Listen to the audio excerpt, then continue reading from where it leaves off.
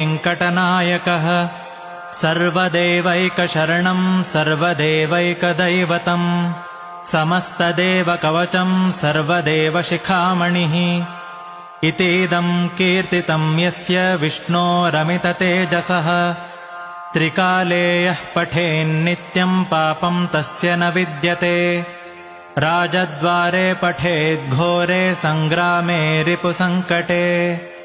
भूतसर्पपिशाचादिभयं नास्ति कदाचन अपुत्रो लभते पुत्रान् निर्धनो धनवान् भवेत् रोगार्तो मुच्यते रोगात् बद्धो मुच्येत बन्धनात्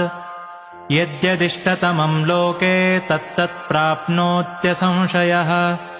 ऐश्वर्यं राजसन्मानं भक्तिमुक्तिफलप्रदम् विष्णोर्लोकैकसोपानं सर्वदुःखैकनाशनम्